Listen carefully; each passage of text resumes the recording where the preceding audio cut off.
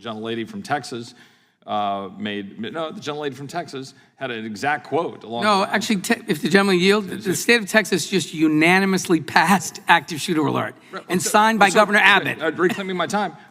Great. My point is, the gentlelady from Texas was talking about the inability of states to carry out the law enforcement function. And the specific, it literally said the quote, is why I got up out of my office and walked down here, as you literally said it.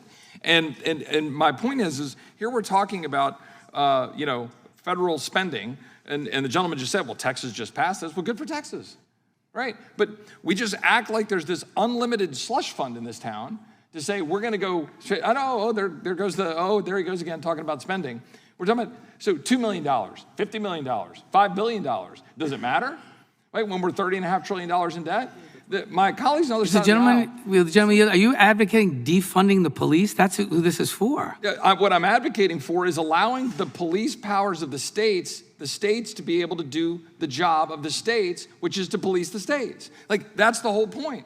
My colleagues on the other side of the aisle, they go hide behind this and say, we're not defunding the police because you guys have some bill in here for a grant program, because the idea of the grant program is to then go micromanage what the states have to go do, because that's the purpose of what you want to do. You want to use the federal money, the power and the coercion of the federal government to go tell states what they must do. And you want to do it with borrowed money. You want to do it with printed money. Would the gentleman yield? Not just yet. You want to do it with borrowed and printed money, because that's what we do in this town. We go write blank checks because we want to go give a press conference about all the greatness that we're doing in this town, all of the awesome things that we're accomplishing. Meanwhile, you states, you say, well, are they going to do this or not? Well, they actually have to make a tough choice, because they actually have to balance a budget. They actually have to decide, are we going to spend money in a school? Are we going to spend money on teachers? But in this case, what we do is we say, we'll write a blank check. And then my colleagues say, well, we're not defunding the police. But yet it is Democrats across the country that are clearly defunding the police. Austin, Texas, which I represent, $150 million slashed from the budget. People are waiting. They call 911. They can't get through. They're trying to get police. Police aren't trained. The very schools, the police are not actually being recruited now because we don't have the money to recruit them. Why? Because Democrats in the progressive, quote-unquote, oasis of Austin, Texas, stopped funding the police.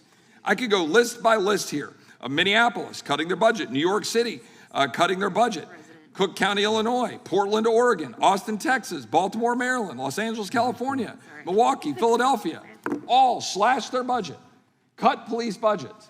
And now my Democratic colleagues want to say, oh, in our infinite wisdom, we're going to go say, here is in our blank check, here's some more money for us to tell you what you have to do. Would the gentleman now yield? I will yield to the chairman briefly. Okay. Very briefly, 2 points. One, these are voluntary. They tell no local authority what to do. The authority can decide what to do for itself. And secondly, with respect to defunding the police, Republican-run cities spend $361 per resident on police. Democratic-run cities spend $498 per resident, at 38% more than Republicans. In reclaiming my time, that data does not reflect whether or not the adequate number of police or the appropriate level of police are on the streets for what that city needs. That's the whole point of federalism. That's the whole point of allowing people to decide what they want to do. And if Democrat mayors and Democrat city councils are going to cross the country defund police, we see the consequences of it. You literally can't deny that in the last 2 years, there's been a massive spike in crime, and there's a direct correlation to the fact that we've defunded police across this country. It is literally in front of us, and the American people know it. And here we are again with the blank check format of the federal government saying, here's money, we're going to put it out there. And even the chairman just said, well, it's this voluntary program. Well, what are we doing? Why are we doing it? Just let Rhode Island, let Texas, let Illinois, let California figure out how to police their own states. Because to the gentlelady from Texas, I'm quite aware that we have 30 million people and we have the 10th biggest economy in the world, and I think we can figure out how to police the streets in Texas. I yield back.